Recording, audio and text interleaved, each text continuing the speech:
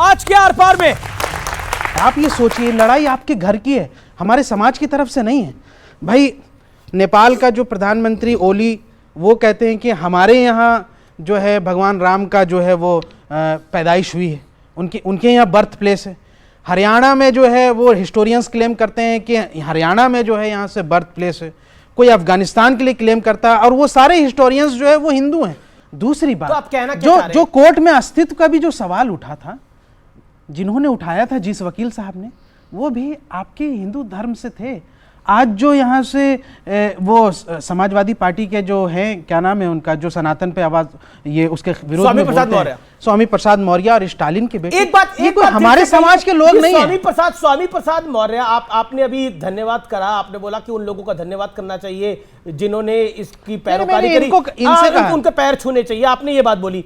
ये स्वामी प्रसाद मौर्य किसके बिहाफ पे काम कर रहे हैं? अच्छा, उसके बाद स्टालिन किसके बिहाफ पे काम कर रहे हैं? और ये जितेंद्र आवाड़ किसके बिहाफ पे काम कर रहे हैं? तो ये सब इंडिया अलायंस के पार्टनर। हाँ, मैं बताता हूँ। देखिए, स्वामी प्रसाद मौर्य जी की बेटी जो है भारतीय जनता पार्टी के सांसद। हाँ, मतलब बेटी बात नहीं मानती हूँ। बेटी सांसद है। अब वो किनके बिहाफ पे काम कर रहे हैं आप बता सकते हैं? जिन्होंने, स्टालिन के बेटे ने जो अभी सनातन को उल्टा पुल्टा कहा, जो बहुत अपशब्द कहे, मैं कह नहीं सकता हूँ टेलीविजन पे, उससे प्रधानमंत्री जी अभी मिल रहे हैं। उनकी तस्वीर भी अभी चल रही है, वायरल तस्वीर आ रही है। अब कौन कर रहा है मैं नहीं जानता हूं। देखिए, तो मतलब आप कह रहे हैं इंडिया अलायंस में भी मिलावट है।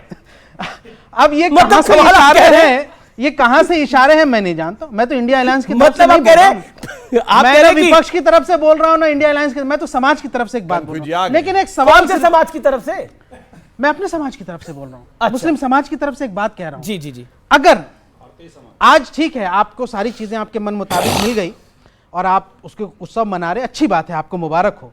लेकिन एक सवाल जरा सुधांशु जी से और आपसे भी पूछना चाहूंगा कि अगर वो फैसला, राम मंदिर बाबरी मस्जिद विवाद का जो फैसला आया, वो फैसला अलग होता, मुस्लिम पक्ष की तरफ हो जाता, तब भी क्या ऐसे ही भाईचारा, ऐसी उत्सव, ऐसी सब कुछ 500 साल तो रहा सर। क्योंकि जब मूर्तियां प्रकट हुई दिसंबर 49 में, तो उनकी ताले के अंदर रख के पूजा अर्चना होगी, ये मैजिस्टीरियल ऑर्डर था, यानी कोर्ट का ऑर्डर।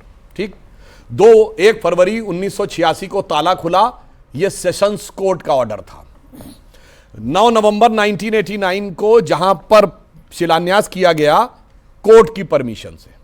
6 दिसंबर 92 को ढांचा गिरने के बाद अस्थाई मंदिर में पूजा के परमिशन मिली। सुप्रीम कोर्ट ने ऑर्डर किया 6 दिसंबर 92 में कि सुनिए तो पूरी बात सुनिए सर। 92 अब देखिए, आप बोल रहे थे मैंने डिस्टर्ब नहीं किया, मैं स्टेप बाय स्टेप बोल रहा हूं। अरे भाई बात तो सुनिए, आपकी बात मैंने शांति से सुनी। 6 दिसंबर 92 को ढांचा गिरने के बाद अस्थाई मंदिर में श्री रामलला विराजमान, वहीं विराजमान रहेंगे, ये सुप्रीम कोर्ट का ऑर्डर था। अब आइए साहब, 2003 में वहां पे खुदाई होगी, यह सुप्रीम कोर्ट का ऑर्डर था। 30 सितंबर 2010 को जब 1/3 2/3 वाला जजमेंट आया है, तो उस केंद्रीय गुंबद के नीचे सैंक्टम सैंक्टोरम है, यानी गर्भगृह श्री रामलला विराजमान का है, यह इलाहाबाद हाई कोर्ट की लखनऊ बेंच का ऑर्डर था। तो जब आधा दर्जन ऑर्डर हमारे पिछले 60 साल के पक्ष में थे, तो आप कैसे कह रहे हैं कुछ हो गया? सारे magisterial court, sessions court, high court, supreme court का ऑर्डर। हमारे मित्र, मैं जवाब दे रहा हूं। 1992 का जो मस्जिद के गुंबद गिराने का जो वाकया, उस पर सुप्रीम कोर्ट ने उसको क्रिमिनल एक्ट माना है, और उस केस को अभी तक चला रही और कह रही है कि जिन लोगों ने वो ढांचा गिराया वो दोषी हैं, उन पर अपराध जो है सिद्ध होता है और उन पर मुकदमा चलाया जाएगा। अकबर भाटी, आपकी सुधांशु जी ने डेट वाइज बहुत सारे तथ्य बताए और ये भी कहा कि जो कुछ हुआ कोर्ट के आदेश पे हुआ। मैं भी कुछ तथ्य बताना चाहता हूँ जी। 23 दिसंबर 1949 को अयोध्या थाने के एसओ थे राम दुबे, जो तिलक लगाते थे, पूजा पाठ करते थे, हिंदू आस्था में विश्वास करते थे। उन्होंने खुद मुकदमा दर्ज किया अपने थाने में 2 सिपाहियों की सूचना पे कि 20-25 लोग आए नारा लगाते हुए और जबरन मूर्ति रख गए मस्जिद के अंदर। 6 दिसंबर 1992 को जब मस्जिद गिरी, उससे पहले सुप्रीम कोर्ट में कल्याण सिंह जी ने हलफनामा दायर करके कहा था, ये विश्वास दिलाया था सुप्रीम कोर्ट को कि मैं मस्जिद की रक्षा करूँगा। जब मस्जिद गिर गई और इनकी सरकार बर्खास्त हो गई, कल्याण सिंह जी को सुप्रीम कोर्ट ने तलब किया, तो वह गीता के ऊपर हाथ रख के सौगंध खा के कहा कि मस्जिद गिराने में मेरा कोई सहयोग नहीं है, मैंने पूरी कोशिश की उसी की रक्षा करने की। जैसे ही चुनाव घोषित हुए, फिर मंचों पर जाकर कल्याण सिंह जी ने कहा हमने मस्जिद गिराई है और हम यहाँ मंदिर बनाएंगे। जब जिस दिन मस्जिद गिराई जा रही थी, वहाँ चबूतरे पे खड़े हुए, आपने वीडियो जरूर देखे होंगे, आप पत्रकारिता में थे, मुरली मनोहर ये तो जोशी बहुत जी, छोटे रहे आडवाणी होंगे। जी, उमा भारती वीडियो जी, देखे। रितंबरा जी, विनय कटियार ऐसे हाथ उठा के नारे लगा रहे थे, एक धक्का और दो, बाबरी को तोड़ दो। जब उनके खिलाफ मुकदमा हुआ, उन्होंने भी कोर्ट में शपथ खा के ये कहा, शपथ पूर्वक कोर्ट में कहा, हमने भरपूर कोशिश की बचाने की, लेकिन हम बचा नहीं पाए। फिर 1996 में जब चुनाव हुए, अटल कल्याण सिंह ने ये कहा था कि मैं गोली नहीं चलाऊंगा। मैं बात संक्षेप में कह रहा हूं, आप सबका जवाब दे देना। जी जी जी। 1996 में जब चुनाव हुए लोकसभा के, अटल बिहारी वाजपेयी जी को गठबंधन की जरूरत पड़ी। अटल बिहारी वाजपेयी जी ने बाकायदा घोषणा पत्र में कहा कि हम ये मंदिर का मसला अब नहीं उठाएंगे।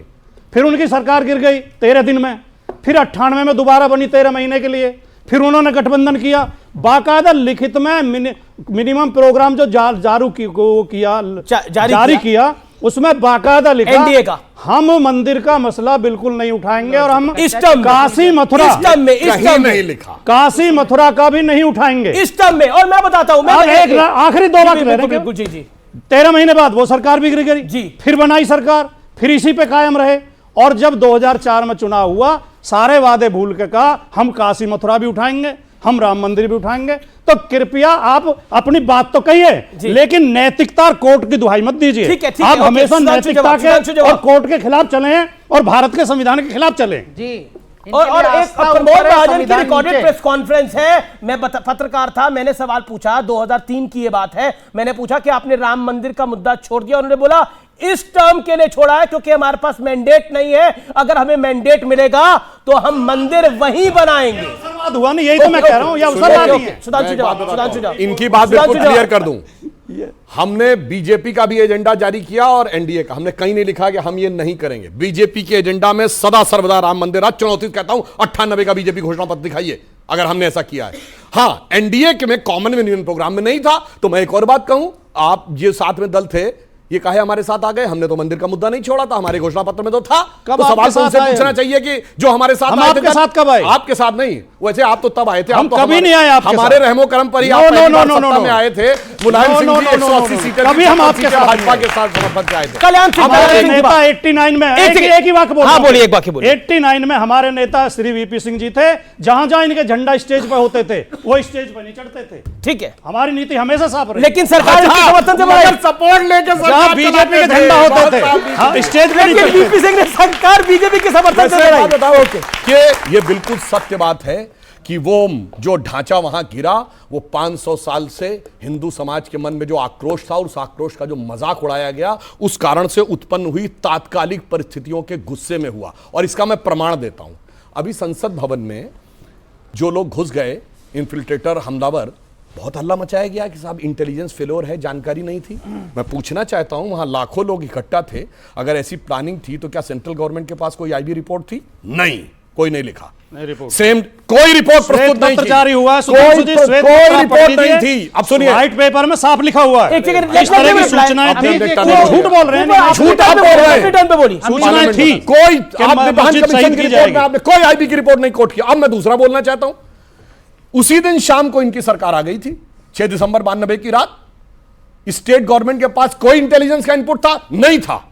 यह इस बात को प्रमाणित करता है कि किसी प्लानिंग के साथ नहीं हुई। इसीलिए लेब्राहन कमीशन की रिपोर्ट जो उन्होंने 1992 में बनाया, वो 2010 में प्रस्तुत किया, धेला भर उसमें साबित नहीं कर पाए।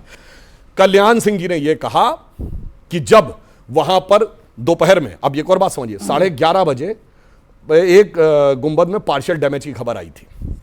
उस समय ये शंकरराव चौहान जी गृह मंत्री थे। जी जी। उन्होंने कल्याण सिंह जी को फोर्स किया जी। कल्याण सिंह ने जानकारी ली, वहां लाखों की संख्या में लोग थे।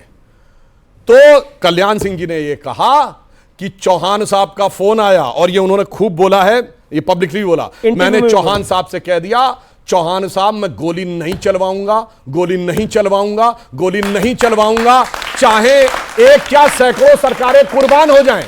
मगर मैं पूछना चाहता हूं, जब चौहान साहब 11:30 बजे ये जवाब सुन लिए थे कल्याण सिंह जी का, तो काहे तुरंत बर्खास्त करके गोली न चलवा दिए?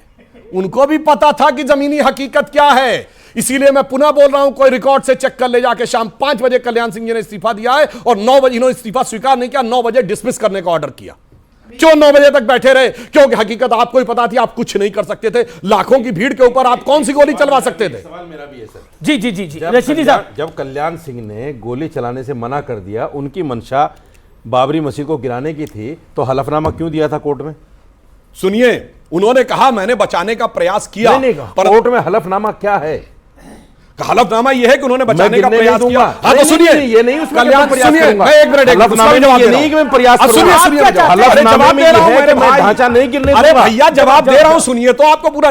कल्याण सिंह ने कोर्ट में कहा मैंने हलफनामा दिया था और मैं उस हलफनामा को कायम रखने में नाकाम रहा और इसके लिए कल्याण सिंह जी को 1 दिन की जेल भी हुई। उन्होंने एक्सेप्ट किया कि चूंकि इतने लोग मर जाते हैं इसलिए मैंने ये सोचा कि बजाय उस डिसीजन को फॉलो करने की बजाय मैं लाखों लोगों को नहीं मरवा सकता था और उसके बाद देश में जो होता वो भी देखा जा सकता था, क्या हो सकता था। मैंने इसीलिए कहा ना 11:30 बजे अगर केंद्र सरकार को पता लग गया था। सरकार की और सुनिए, और ये तो बहुत से लोगों ने लिखा है कि नरसिम्हा राव जी पूजा में चले गए थे, 6-7 घंटे पूजा में रहे थे। तो भैया तुम ही बर्खास्त करके निर्णय ले रहे थे, तुम्हें पता था कुछ नहीं कर सकते थे उस समय की जो परिस्थिति थी उसके आगे। और जो बात